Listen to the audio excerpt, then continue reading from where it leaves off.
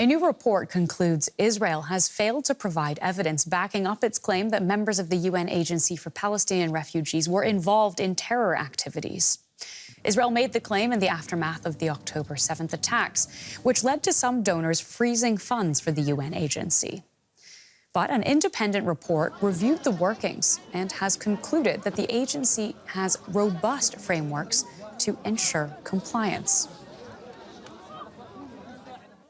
Let's get more on this story from Chris Gunness, a former chief spokesperson for the UN Relief and Works Agency for Palestine refugees in the Near East, UNRWA. He joins us from London. Thank you so much for taking the time. I'd like to start with your thoughts on this report. Was this an expected outcome for you?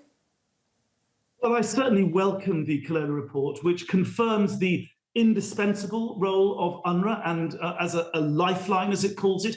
It also confirms UNRWA has established a significant number of mechanisms and procedures to ensure compliance with humanitarian principles. This is important, particularly the principle of neutrality. And the report says UNRWA possesses a more robust approach to neutrality than any other UN agency or NGO. That's important because at the moment, people are trying to give some of UNRWA's functions, particularly in Gaza and the West Bank, over to other agencies. Most significant, if I may, of all, the Kelowna report states clearly that though Israel has made public claims that a large number of UNRWA's employees are members of terrorist organizations, that Israel has yet to provide supporting evidence of this. In other words, the allegations that triggered this crisis, that saw this massive famine, remain unsubstantiated. So it would seem that the Israeli claims amount to the mother of all lies, and that intelligence dossier it was based on, that intelligence dossier was a dodgy dossier. And if I may just make one last point,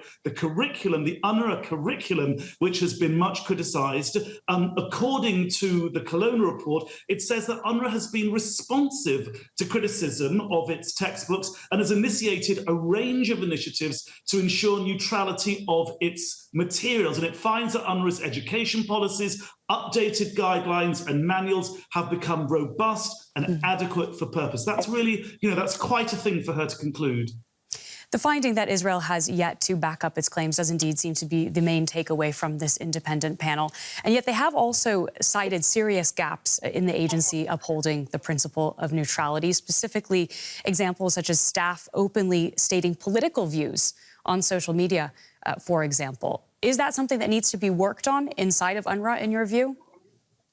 Well, I think UNRWA too will welcome these recommendations and these things being pointed out as they fully align with UNRWA's continuous efforts to improve and to keep pace with evolving challenges. In fact, continuous improvement is absolutely core to UNRWA's success under the microscope of scrutiny and criticism over the years. And that's why UNRWA is now considered by Ms. Kelowna as best among UN and NGOs on this issue. So I think, yes, these gaps are important. It's good that she's pointed out, but I think UNRWA will embrace them. It's part of the continuous improvement that UNRWA sees as core to its zero tolerance policy against neutrality violations. Now, as we've hinted at, Israel's allegations came with serious consequences. More than a dozen countries suspended their contributions in its wake. That led to a pause in funding of about $450 million, according to this report. Could you give us an idea of what effect that has had on the relief agency's ability to function? I have to say it's had both a political effect in that we've seen this attack, this political attack on UNRWA, which I think lies behind the attempts by the Israeli far right to discredit UNRWA, to defund UNRWA, and ultimately to dismantle UNRWA. But let's be clear, as far as countries like Germany are concerned, Germany froze its funding 200 million euros a year. Now, that's had a devastating effect. For example, UNRWA in Gaza has been feeding, before the conflict, 1.2 million people. Now, that's, of course, been put in jeopardy by this German decision. And of course, the number of people UNRWA is feeding has almost doubled in that time. So I hope that Germany will think very hard about this because, the German people, I think, will be mystified why its government would continue to do this in the light of the fact that the Kelowna report effectively says that UNRWA has processes in place for dealing with neutrality, and indeed the fact that that Israel has produced no evidence at all to substantiate the allegations on which Germany based its decision to defund. So let's hope that Germany, because we're now seeing so many hundreds of thousands of people slipping into starvation, I think the German government of all, one of the richest in the world, will realize that, 200 million euros for starvation, no, that doesn't add up. That is not, what I would see as core German values. So let's hope that the German government will refund.